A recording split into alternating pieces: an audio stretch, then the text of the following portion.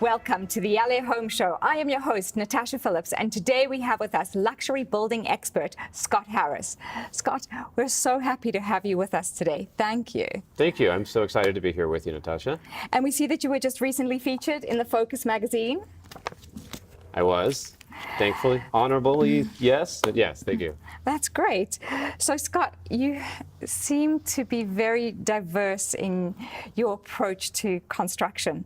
I'd love to hear how you got into the industry.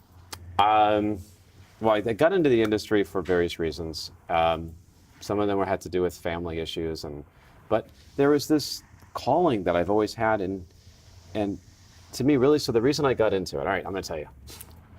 It really has to do more with me about people than it does about homes. And, you know, I'm a creative soul, and I'm also somebody that always wanted to heal people and heal the homes and heal the people's hearts. And so I found that by doing what I do for people, by whether it be cooking or, you know, building or designing or creative, like people smile.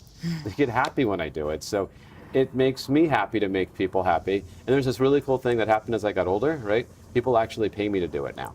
So that's been really nice. So it turns out I can have a whole career of doing it. Scott, that sounds like you have a really big heart.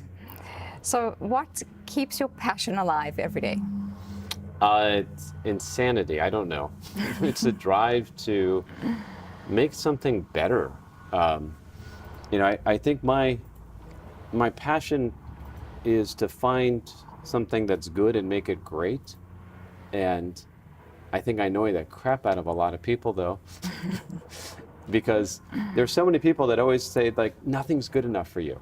I have my clients and people that know me, and they just get flustered because it's like, oh, nothing is good enough for Scott, you know. So there he goes again.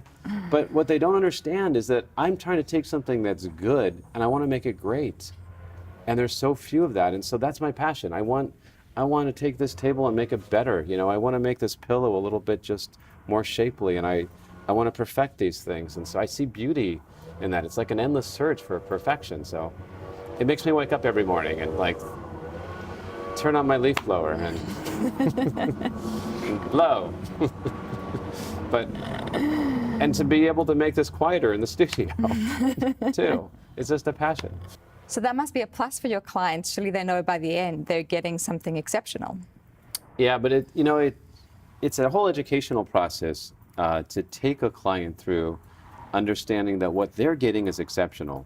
You have people in the industry that are not always doing the right thing, right? And you've got people in the industry trying to do the right thing, but they didn't do the right thing. And so in order for a client to know that what they're getting is exceptional, they don't always recognize it until you're ready for this. You know how long after it takes? 2 years. Oh, wow. 2 years after you finish a project, you will get that call. Hey, Scott, hey, so I'm sitting here and, you know, my floor is never cracked. And so you're awesome. You know, you told us about that. Or they'll also say, you know, I'm just sitting here and I'm having some juice and like, I love my home. And I get calls from people like a year or two later, but there's a lot of tears and a lot of things that go through it, so it's a little bit of tough love. We did a show on even HGTV, and the person who I'm doing the home for is sitting outside in her car crying. And they pulled me over and they're like, she wants to do something different. Look at her, the poor girl's crying. I'm like, yeah, she'll get over it. Anyway, let's get back to it. Let's keep building, let's go. Oh, she was so upset. Mom, everyone tried to talk me out of it. Sometimes you got to be able to just go forward, right? So you go forward.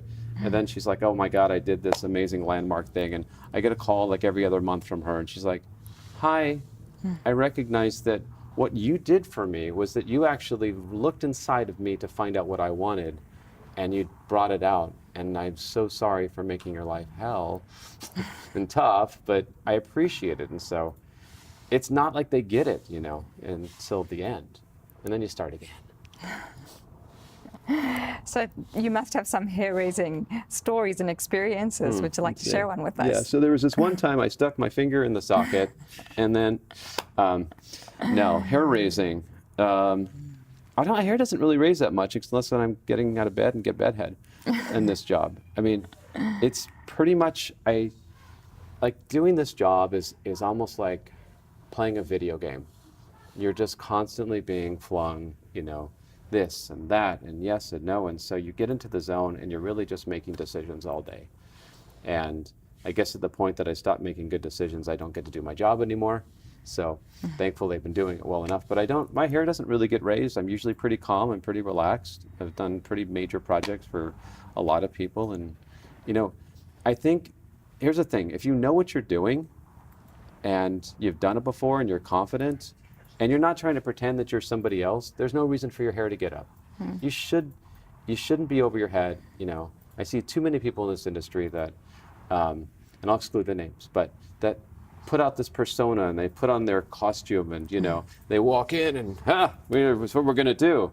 And of course they get all our hair raised up. But it's knowing that you're doing the right thing for the person and not trying to oversell who you are or what your accomplishments are. And that's what kind of makes it more a relaxing project for everybody. That's great. So what has been the project that stands out the most, or your most fascinating, your favorite project that you've worked on?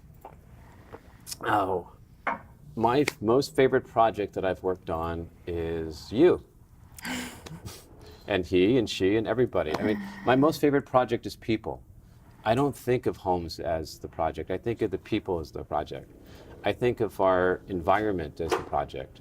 I think of bettering something, going from good to great as the project.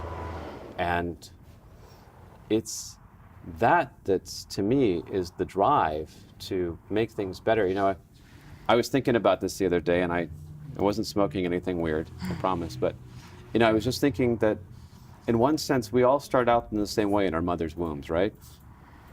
And those things that I think, you're in a house at that moment, and you come out of that house, and the first thing you're looking for and the last things you're looking for are basically love, food, and housing.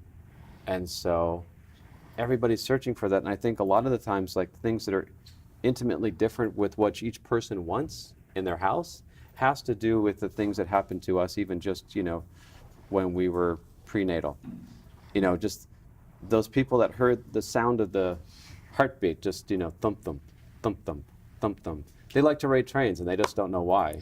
And there was that one person that just loved the sound of that water, and the fluid, and they need to be by the beach, but they can't tell you why. They just need to be. And the one mom who just thought she'd show off her belly and put in the light, those are my clients that just say, I cannot get enough light in this house. Give me more light, brighter, And then so you got to be in tune to those things too, and understand that people have these innate reasons that they can't explain why.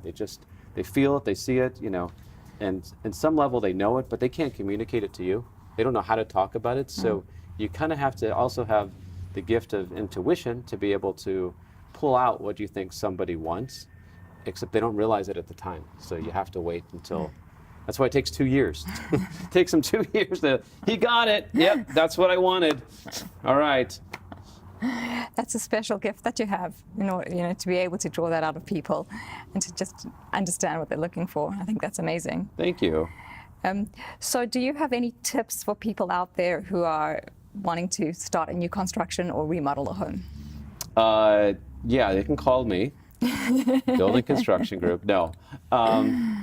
Yeah, we take over a lot of projects all the time that were probably not done right.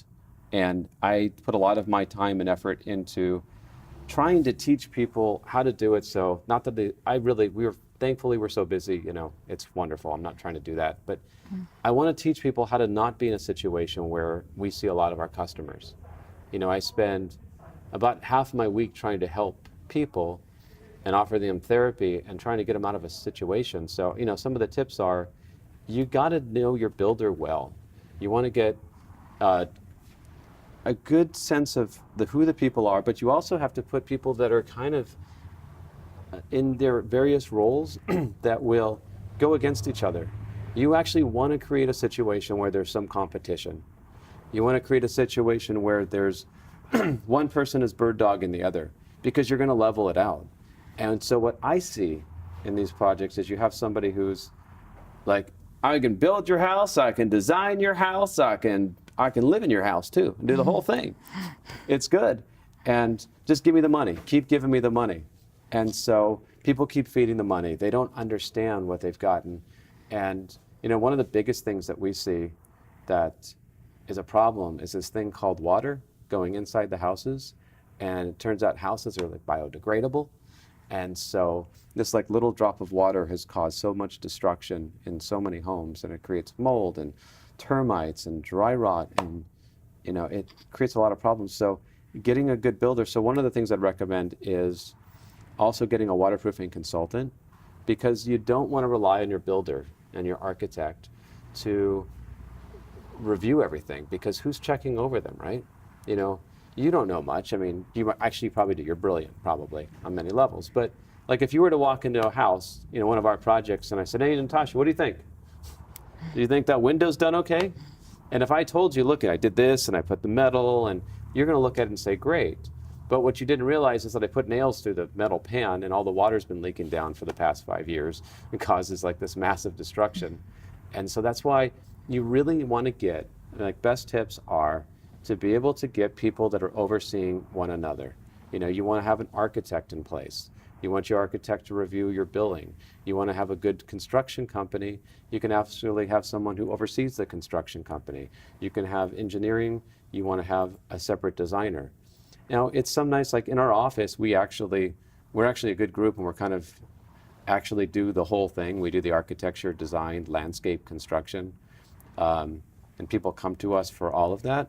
But even in that, you know, we still all have our roles, and we all still kind of make sure that what we do is the right thing. And so we push harder, because you can't finger point that way.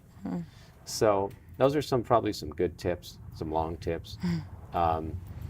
And I think also you've really got to understand where your money is going to too, before you start. And here's another good thing. Never, ever, ever, ever, like ever, let your contractor go in and demo your house before you know exactly what it's going to cost. Like, at least have an understanding of what his hourly charges are, what the bids are, all of it.